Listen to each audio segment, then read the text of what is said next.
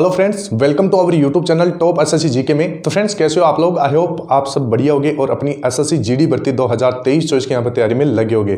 तो फ्रेंड्स जैसा कि आप सभी को पता है, कल आपका एसएससी जीडी भर्ती 2024 का नोटिफिकेशन जारी हो गया था और उसके अंदर आपकी 26,146 पदों के ऊपर आपकी भर्ती निकाली गई थी, जिसके अंदर आपकी सीआईएसएफ की लगभग 11,000 प्लस वैकेंसी निकली है। तो फ्रेंड्स ऐसे में बहुत सारे कैंडिडेट निराश हो गए कि इतनी कम वैकेंसी है, हमारा सिलेक्शन नहीं हो पाएगा, काफ़ी डिमोटिवेट हो गए हैं और हताश हो गए हैं। तो फ्रेंड्स मैं उनको बोलना चाहूँगा, बिल्कुल भी आपको डिमोटिवेट नहीं होना है। यहाँ पर अगर माने तो 26,146 पद भी बहुत ज़्यादा होते हैं, आपको बस एक पोस्ट चाहिए होता है। तो फ्रेंड्स अगर आप एक पोस्ट के लिए अपना सोचकर तैयारी करोगे, यहाँ पर अभी आपके पास लगभग 90 दिन का समय बाकी है। 90 दिन तो नहीं है, 90 दिन से कम ही समय आपके पास बाकी है।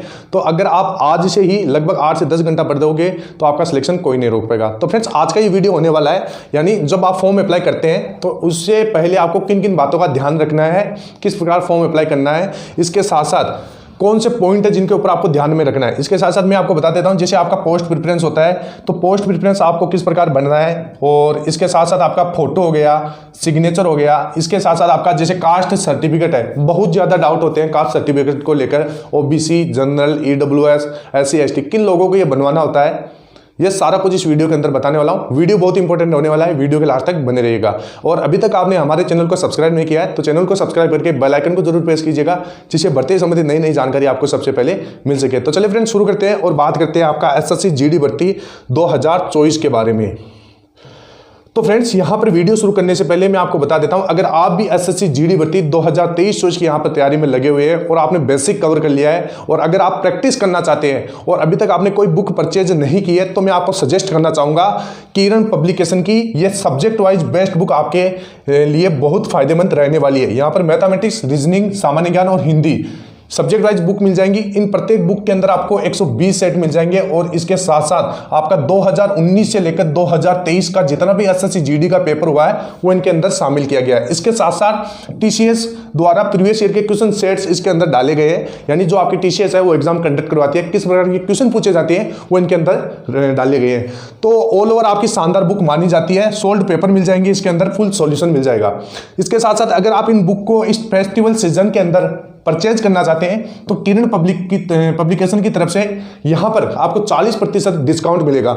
इसके साथ साथ डिलीवरी चार्ज एकदम आपका फ्री रहने वाला है। तो बहुत शानदार ऑफर आप सभी के लिए, ये ऑफर आपका सीमित समय के लिए। इन सभी बुक्स का लिंक मैं आपको डिस्क्रिप्शन बॉक्स में दे दूंगा, वहां से जाके आपको इनको परचेज कर लेना है। अब चलिए फ्रेंड्स आगे बात करते हैं आपकी सबसे पहली यहां पर एसएससी जीडी भर्ती के बारे में। तो जैसे कि फ्रेंड्स आप सभी को पता है, यह है आपकी एसएससी जीडी भर्ती की पदों की संख्या, यानी 26,146 पदों के ऊपर यह वैकेंसी निकाली गई है। तो कम वैकेंसी नहीं है, बहुत ज्यादा वैकेंसी है। धीरे धीरे ये अभी टेंटेटिव है, यानी इसमें उतार चढ़ाव हो सकता है। ये आपने देखा होगा जो पिछली भर्ती थी एसएससी जीडी भर्ती 2022 की, उसके अंदर भी पदों की संख्या पहले कम थी, फिर उसको बढ़ा के 50,000 के करीबन कर दिया था। तो इस प्रकार इस बार भी आपकी इस वैकेंसी के अंदर आपको बढ़ोतरी देखने को मिलेगी, ये आप देख लेना। तो यहाँ पे इस प्रकार पदों की संख्या है, मेल और फीमेल की अलग अलग यहाँ पर पोस्टें निकाली गई है। अब यहाँ पर आगे बात करते हैं कि यहाँ पर पोस्ट प्रेफरेंस सबसे मुख्य चीज़ होती है कि जब आप जैसे आपका 160 नंबर का पेपर होता है, आप 155 150 नंबर आप ले आते हैं मान लीजिए, तो आप डिजर्व करते हैं कि मेरे को बेस्ट पोस्ट मिले, क्योंकि मैंने इसके लिए तैयारी भी की है। अब इसके लिए आपको बेस्ट पोस्ट कैसे मिलेगी, तो ये होगा सबसे पहले आपका पोस्ट प्रेफरेंस के ऊपर। यानी अगर आपने पोस्ट प्रेफरेंस, पोस्ट वरीयता, पद वरीयता अगर आपने सही से भरी है तभी आपको ये पोस्ट मिलेगी। अब यहाँ पर सबसे पहले आप फोर्स जान लीजिए, जैसे बीएसएफ हो गया, CISF, CRPF, SSB, ITBP, Assam rifle और आपका एसएसएफ, और इनका कोड आपका सामने दिया हुआ है। बीएसएफ का ए, सीआईएसएफ का बी, सीआरपीएफ का सी, एसएसबी का डी, आईटीबीपी ई और Assam rifle EF, SSF H। इस प्रकार यहाँ पर कोड दिए गए हैं। अब यहाँ पर क्या होता है, जैसे आप फॉर्म अप्लाई करवाने जाते हैं, साइबर कैफे वाला आपका क्या करता है, जब पोस्ट प्रेफरेंस की बारी आती है भरने की, तो वो यहाँ पर सीरियल वाइज भर देता है, ABCDEF H, इस प्रकार सीरियल वाइज भर देता है। इससे क्या होता है, जो वो भी कैंडिडेट है जो डिजर्व करता है कि जैसे उसने 140 प्लस नंबर लेके आया है, तो वो डिजर्व करता है कि यहाँ पर उसको एसएसएफ मिले। ठीक है फ्रेंड्स। अब यहाँ पर साइबर कैफे वाले की गलती से उसको मिल जाता है बीएसएफ, जो उसमें वो जाना ही नहीं चाहता है। यहाँ पर मैं ये नहीं बोल रहा हूँ कि ये वैकेंसी आपके, ये पोस्ट आपके लिए खराब है, सभी फोर्स अच्छी होती है, लेकिन एक आपकी चॉइस भी होती है कि मेरे को इस फोर्स के अंदर जाना है। तो यहाँ पर आपको ये गलती नहीं करना है। मैं आपको इनका काम बता देता हूँ, उसके हिसाब से आपको पोस्ट प्रेफरेंस भरनी है, और मैं आपको एक फाइनल पोस्ट प्रेफरेंस भी बता दूंगा कि आपको इस प्रकार आपकी पोस्ट प्रेफरेंस देनी है। तो सबसे पहले आप देख सकते हैं यहाँ पर बीएसएफ कि बीएसएफ आपकी किस प्रकार काम करती है, काम देख लीजिए, और ये कहां पर काम करती है। बीएसएफ का मतलब होता है बॉर्डर सिक्योरिटी फोर्स। ये आपकी पाकिस्तान एंड बांग्लादेश बॉर्डर, यहां के एरिया में ये आपका काम करती है। यहां पर ये बहुत बढ़िया फोर्स है। इतना जो कैंडिडेट अगर राइफल का सपना देखता है कि मेरे को राइफल लेके चलना है, तो ये आप बीएसएफ आप भर सकते हैं। और ये आपका काम कहाँ करेगा, पाकिस्तान और बांग्लादेश बॉर्डर के ऊपर। तो इस प्रकार की ड्यूटी है। तो सीआईएसएफ, अब सीआईएसएफ का काम क्या होता है, सीआईएसएफ होती है आपकी ऑल इंडिया पुलिस होती है, मतलब ऑल इंडिया के अंदर ये काम करती है। और आपका इंडस्ट्रियल एरिया जैसे और मेट्रो हो गया, और जैसे बड़ी बड़ी इमारतें हो गई, इलेक्शन करवाने का काम हो गया, सिक्योरिटी का काम हो गया, वीआईपी वीवीआईपी, ये सारे सीआईएसएफ के अंडर में आते हैं। इनकी सुरक्षा सीआईएसएफ करती है। तो इस चीज़ का आपको ध्यान में रखना है। ऑल इंडिया में इनकी जॉब लगती है। अब यहाँ पर बात करते हैं सीआरपीएफ। तो सीआरपीएफ होता है सेंट्रल रिजर्व पुलिस फोर्स। अब ये काम क्या होता है, इनका भी काम ऑल इंडिया में होता है। जैसे दंगा वाले एरियो में सीआरपीएफ की ड्यूटी लगती है, इस प्रकार ये सीआरपीएफ काम करती है। ऑल इंडिया में इनकी ड्यूटी रहती है। नक्सली एरियो में इनकी ड्यूटी रहती है। और ये आपकी जैसे अगर कोई भी राइफल लेने का सपना रखता है कि मेरे पास राइफल हो और मैं भी देश की रक्षा करूं, तो वो सीआरपीएफ में जा सकता है। तो सीआरपीएफ की इस प्रकार की ड्यूटी होती है। इसके साथ साथ ये वीवीआईपी वीवीआईपी और आपकी जैसे भवनों की सुरक्षा, जितनी भी आपकी मोस्ट इंपोर्टेंट इमारतें हैं, उनकी सुरक्षा भी ये करती है। तो ये ध्यान में रखिए। इसके साथ साथ अब बात करते हैं एसएसबी। तो एसएसबी आपका नेपाल और भूटान बॉर्डर के ऊपर ये काम करता है। तो ये चीज़ का आपको ध्यान में रखना है। इसके साथ साथ हो गया आईटीबीपी। अब आईटीबीपी हो गया आपका चाइना बॉर्डर के ऊपर, इंडियन तिब्बत बॉर्डर पुलिस। इस प्रकार ये चाइना के अंदर, चाइना बॉर्डर के ऊपर ये काम करती है। और असम राइफल हो गया नॉर्थ ईस्ट के अंदर, एसएसएफ हो गया आपका दिल्ली के अंदर। तो इस प्रकार ये इनके काम है, इनके एरिया ये यहाँ पर आपको बताए गए हैं। और अब आगे बात करते हैं कि पोस्ट प्रेफरेंस आपको किस प्रकार देना है। तो यहाँ पर पोस्ट प्रेफरेंस आप देख सकते हैं। सबसे पहले आपको देना है एसएसएफ, बहुत शानदार फोर्स होती है एसएसएफ, ये आप देख सकते हैं। इसके बाद में आपको देना है 1 नंबर पे एसएसएफ, 2 नंबर पे सीआईएसएफ, 3 नंबर पे एसएसबी, 4 नंबर पे सीआरपीएफ, 5 नंबर पे आईटीबीपी, 6 नंबर पे असम राइफल और 7 नंबर पे बीएसएफ। ये मैंने अपने एक्सपीरियंस के हिसाब से आपको बताया कि किस प्रकार आपको पोस्ट प्रेफरेंस देनी है। यहाँ से 1 नंबर से लेकर 7 नंबर तक कौन कौन सी फोर्स आपको लगाना है, ये सारा बता दिया। अब आपकी मर्जी है कि आप उसमें उतार चढ़ाव किस प्रकार करें। यहाँ पर आपकी मर्जी है, आप एसएसएफ को 2 नंबर पे दे सकते हैं, सीआईएसएफ को 1 नंबर पे दे सकते हैं, या सीआईएसएफ को यहाँ पर 4 नंबर पे देकर सीआरपीएफ को आप 2 नंबर पे दे सकते हैं, या आप अपने हिसाब से भरेंगे। अगर आपके नंबर अच्छे हैं, आप इनकी कट ऑफ को क्वालिफाई करेंगे, तो आपको ये मिल जाएगी। इस चीज का आपको ध्यान में रखना है। आगे बात करते हैं। अब यहां पर कास्ट सर्टिफिकेट, बहुत ज्यादा डाउट होता है कास्ट सर्टिफिकेट को लेकर, तो मैं आपको बता देता हूं यहां पर कास्ट सर्टिफिकेट किन कैंडिडेट को बनवाना है। तो यहां पर सबसे पहले जैसे जनरल, तो जनरल वाले जितने भी कैंडिडेट है उनके लिए कोई भी कास्ट सर्टिफिकेट नहीं होता है। तो ये चीज आपको ध्यान में रखना है। अब यहां पर आगे बात करते हैं ओबीसी। ओबीसी और इसके पहले है हो गया आपका ईडब्ल्यूएस। ईडब्ल्यूएस यहां पर हो गया। अब ईडब्ल्यूएस वाले जितने भी कैंडिडेट है, ईडब्ल्यूएस वाले कैंडिडेट को यहां पर ईडब्ल्यूएस का सर्टिफिकेट बनवाना है। अब ये ईडब्ल्यूएस का सर्टिफिकेट आपका फाइनेंशियल ईयर का होना चाहिए। फाइनेंशियल ईयर का मतलब होता है 1 साल का आपका पूरा आय देखा जाता है, उस हिसाब से आपका ये फाइनेंशियल ईयर का ईडब्ल्यूएस सर्टिफिकेट उनको बनवाना है। तो ये साल में 1 बार बनता है। और यहाँ पर आप मतलब अलग अलग, जैसे प्रत्येक साल के अंदर आप अलग अलग बनवा सकते हैं। जैसे 1 साल की इसकी वरीयता होती है, तो ईडब्ल्यूएस वाला आपका 1 साल के लिए मान्य होता है और 1 साल में 1 बार ही बनता है। और फिर आप अगर बनवाना चाहें तो अगले साल आपको बनवा सकते हैं। अब यहाँ पर बात करते हैं ओबीसी। तो ओबीसी को जितना भी सर्टिफिकेट है वो यहाँ पर कास्ट सर्टिफिकेट आपको यहाँ पर स्टेट का नहीं बनाना है। स्टेट का कास्ट सर्टिफिकेट आपको नहीं बनवाना है। आपको जो ओबीसी का सर्टिफिकेट है वो सेंट्रल बनवाना है। सेंट्रल का यहाँ पर सर्टिफिकेट आपका मान्य होगा। क्योंकि मैंने क्या देखा है, जो पिछली वैकेंसी थी जिसमें ओबीसी सर्टिफिकेट, जिनके पास कास्ट सर्टिफिकेट स्टेट का था, उनको यहाँ पर रिजेक्ट कर दिया था, उनको बहुत ज़्यादा दिक्कतों का सामना करना पड़ा था। तो ये ओबीसी यहाँ पर आपका सेंटर का सर्टिफिकेट आपको बनवाना है। ओबीसी के जितने भी कैंडिडेट है उनको सेंटर का सर्टिफिकेट ही यहाँ पर अलाउ होगा। अब यहाँ पर बात करते हैं SC ST। तो SC ST के जितने भी कैंडिडेट हैं वो आपका स्टेट का भी आपका चल जाएगा और सेंट्रल का भी आपका यहाँ पर अलाउ है। तो यहाँ पर ये दोनों सर्टिफिकेट आप बनवा सकते हैं, कोई भी आपका इतना SC ST के अंदर दिक्कत नहीं आएगा। लेकिन अगर मेरी माने तो आप अपना सेंटर का ही सर्टिफिकेट आपको बनवाना है। अब आपको कैसे पता चलेगा कि आपका जो भी सर्टिफिकेट है वो आपका सेंटर का है या फिर आपका स्टेट का है? तो जो भी आपका सर्टिफिकेट होगा, अगर आपका सेंट्रल का बनवाना चाहते हैं तो उसके अंदर लिखा होगा गवर्नमेंट ऑफ इंडिया, ऊपर ही ऊपर लिखा होगा। तो मान लीजिए अगर आपके ऊपर सर्टिफिकेट के ऊपर जो लिखा होता है गवर्नमेंट ऑफ इंडिया, तो आपका वो सेंटर का सर्टिफिकेट है। तो ये सारे डॉक्यूमेंट आपके पास होना चाहिए। और SC ST को बता दे दो कि 3 साल के अंदर, अगर आपका 3 साल पुराना है तो आप चेंज करवा लीजिए। हालांकि इतना कोई दिक्कत नहीं होता है, लेकिन अगर आपके पास 3 साल पुराना है तो आप चेंज करवा लीजिए, दिक्कत नहीं आता है।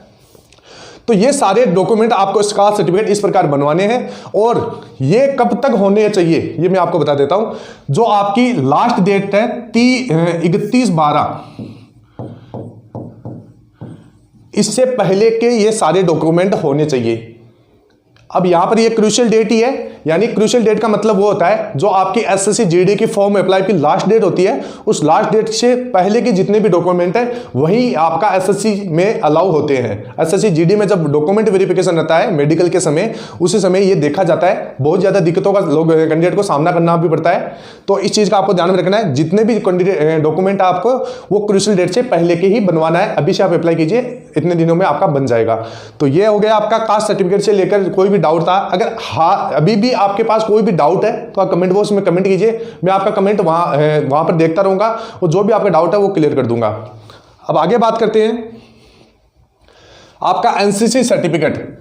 तो NCC सर्टिफिकेट आपका वही आपका लास्ट डेट 31/12 से पहले का आपका ये कास्ट NCC सर्टिफिकेट होना चाहिए। और NCC सर्टिफिकेट की अगर हम बात करें तो यहाँ पर देख सकते हैं, जैसे कोई भी कैंडिडेट है अगर उसके पास NCC का C सर्टिफिकेट है तो उसको यहाँ पर 5% बोनस मिलेगा। NCC का B सर्टिफिकेट है तो उसको 3% बोनस मिलेगा। और NCC का A सर्टिफिकेट है तो उसको 2% यहाँ पर बोनस मिलने वाला है। अब यहाँ पर बहुत सारे कैंडिडेट मेरे को कमेंट करते हैं कि सर हमारे पास NCC का सर्टिफिकेट नहीं है तो क्या हम अप्लाई कर पाएंगे या नहीं कर पाएंगे? तो फ्रेंड्स ऐसा कोई भी नहीं है, अगर आपके पास है तो आप उसका फायदा उठाइए, नहीं है तो कोई भी दिक्कत नहीं होने वाली, आप फॉर्म अप्लाई कर सकते हैं। अब यहां पर आगे बात करें कि बहुत सारे कैंडिडेट का एक डाउट रहता है कि सर यहां पर जो SSC GD के अंदर हिंदी और इंग्लिश में से हम कौन सा सब्जेक्ट ले, हिंदी ले या इंग्लिश ले? तो फ्रेंड्स यहाँ पर मैं आपको बता देता हूँ, जितने भी मेरे यहाँ पर जिन लोगों से मैं जुड़ा हुआ हूँ लगभग वो हिंदी को यहाँ पर चूज करते हैं। क्योंकि हिंदी क्या है, जैसे हिंदी स्टेट वाले हैं वो लगभग यहाँ पर हिंदी को ही चूज करेंगे, क्योंकि हिंदी बहुत ईजी रहती है, स्कोर आप उसमें ज़्यादा से ज़्यादा कर पाओगे, क्योंकि समझने में आसानी होती है। क्योंकि आपने देखा होगा जैसे फर्स्ट क्लास से लेकर आपने जितना भी एग्जाम अभी तक पढ़ा है उनमें आपका लगभग हिंदी ही आपने लिया है। बहुत सारे लगभग 90% स्टूडेंट ने हिंदी को अपनी हिंदी से ही पढ़ाई की है, जितनी भी की है, तो उनको ये समझने में और भी ज़्यादा आसानी रहने वाली है हिंदी को। अब यहाँ पर इंग्लिश में क्या है कि इसको CBSE कैंडिडेट ही इसको यहाँ पर चूज करते हैं इंग्लिश को। तो फ्रेंड्स मैं आप सभी को बोलना चाहूँगा, अगर जो भी कैंडिडेट यहाँ पर देख रहा है कि हिंदी और इंग्लिश में से क्या ले, तो मैं आपको हिंदी के लिए कहूँगा, क्योंकि हिंदी समझने में आसानी होती है, स्कोर उसमें आप ज़्यादा से ज़्यादा कर पाओगे, 40 में से 40 स्कोर आप उसके अंदर कर पाओगे। तो इस चीज़ का आपको ध्यान में रखना है। अब यहाँ पर बात करते हैं फोटो और सिग्नेचर का। फोटो और सिग्नेचर की बात करें तो बहुत सारे कैंडिडेट बोलते हैं कि सर फोटो किस प्रकार का होना चाहिए, उसके अंदर डेट होना चाहिए या नहीं होना चाहिए, और नाम उसके अंदर डालना है या नहीं डालना है। तो फ्रेंड्स फोटो के ऊपर अंदर नाम भी नहीं रहना चाहिए, डेट भी आपका उसका नीचे नहीं रहना चाहिए। ये कोई भी नहीं मतलब इसमें कोई भी दिक्कत नहीं होने वाली है अगर आपकी सिंपल फोटो है, लेकिन इस चीज़ का ध्यान में रखना है एकदम नवीनतम फोटो होनी चाहिए। तो इस चीज़ का ध्यान में रखना है, आपको नई फोटो लगवा लेना है। और फोटो किस प्रकार की होनी है, फोटो में इतना आपको स्टाइल नहीं मारना है, नॉर्मल आपको फोटो वहाँ पर खिंचवाना है, जिसके अंदर यहाँ पर बहुत सारे कैंडिडेट गलती करते हैं, चश्मा लगा के फोटो खिंचवा रहे हैं, तो ऐसी गलती नहीं करना है। एकदम आप सीधा खड़े रहे, सामने देखिए और सिंपल फोटो आपका रहना चाहिए, जैसे भी जो भी लोग हैं जो आपका फॉर्म देख रहे हैं उसको वो चीज़ें समझ में आनी चाहिए। तो सिंपल फोटो आपका होनी चाहिए, ये मैंने आपको बता दिया है। अब यहाँ पर फ्रेंड्स आप थोड़ा बहुत इसके बारे में भी देख लीजिए, सिलेबस है। जैसे आपका रीजनिंग है, तो रीजनिंग के अंदर आपको किस प्रकार कितना समय देना है। तो 20 क्वेश्चन है रीजनिंग का और टोटल कितना नंबर का है, 40 नंबर का। और यहाँ पर जनरल नॉलेज का यहाँ पर 20 क्वेश्चन है 40 नंबर का, और यानी जीएस का आपका। इसके साथ साथ मैथमेटिक्स का 20 क्वेश्चन है 40 नंबर का। इसके साथ साथ हिंदी और इंग्लिश ऑप्शनल है, कोई भी आप ले सकते हैं, 20 क्वेश्चन है 40 नंबर का। टोटल आपके पास 60 मिनट का समय है। तो फ्रेंड्स यहाँ पर जैसे रीजनिंग है, तो रीजनिंग के अंदर आपको लगभग जैसे पहले आप देख सकते हैं हिंदी और इंग्लिश। अगर आपने हिंदी लिया है तो हिंदी में आप अगर पेपर देते हैं या मॉक टेस्ट लगाते हैं, प्रीवियस ईयर के कोई भी सेट लगाते हैं, तो आपको यहाँ पर हिंदी के अंदर 6 से 7 मिनट का समय ही देना है। इसके साथ साथ जीएस की बात करें तो जीएस में भी आपको इतना ही समय देना है, 7 से 8 मिनट का समय इसके अंदर आपको देना है। तो इस प्रकार आपको लगभग इन दोनों के अंदर 15 मिनट का समय देना है। और जो भी समय बचता है मैथ तो रीजनिंग को दीजिए, क्योंकि मैथ तो रीजनिंग कैलकुलेटिव होती है, क्वेश्चन में आपको निकालना पड़ता है आंसर, तो इस चीज़ का आपको ध्यान में रखना है। तो इन दोनों के अंदर आपको लगभग मैथ और रीजनिंग के अंदर लगभग आपको 40 मिनट का समय देना है, और जो 5 मिनट आपके पास बचते हैं उसमें आपको पेपर को एक बार वापस से देख लेना है। तो इस प्रकार आपको करना है, और डेली आपको 7 से 8 घंटा पढ़ना ही पढ़ना है, तभी आपका यहाँ पर सिलेक्शन होगा। क्योंकि बहुत सारे कैंडिडेट ये भी पूछते हैं कि सर क्या इन दिनों में तैयारी हो जाएगी इतने कम समय में। तो फ्रेंड्स मैं बता देता हूँ, बिल्कुल तैयारी हो जाएगी, आपको घबराना नहीं है। अगर आज से आप तैयारी करोगे, डेली 7 से 8 घंटा पढ़ोगे, रिवीजन करोगे, मॉक लगाओगे, तो आपका तैयारी हो जाएगा, सिलेक्शन आप ले लोगे। अब यहां पर आगे बात करते हैं। बहुत ज्यादा डाउट है 0.25 की, यहां पर बहुत सारे कैंडिडेट नेगेटिव मार्किंग देख ली है, तो उनके मन में सवाल चल रहा है कि सर नेगेटिव मार्किंग कितनी है, हमारे को एक बार बता दीजिए। तो फ्रेंड्स मैं आपको बता देता हूं, जैसे पिछली बार की जो वैकेंसी थी उसमें क्या हुआ था, आपकी 0.50 की यहां पर नेगेटिव मार्किंग रखी गई थी। तो 0.50 की नेगेटिव मार्किंग का मतलब होता है 1/4, यानी आपका गलत आंसर देने पर 0.50 नंबर काटे जाएंगे। यह आपका क्लियर है। इसके साथ साथ अगर आपने 4 क्वेश्चन गलत कर दिए हैं, 4 क्वेश्चन अगर आपने गलत कर दिए हैं, तो एक सही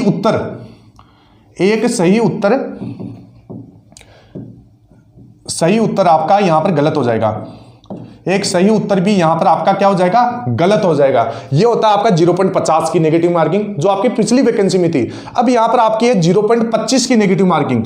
0.25 की नेगेटिव मार्किंग का मतलब होता है 1/8, यानी 0.25 का मतलब होता है कि आप अगर गलत आंसर देते हैं तो 0.25 नंबर आपका कटेगा।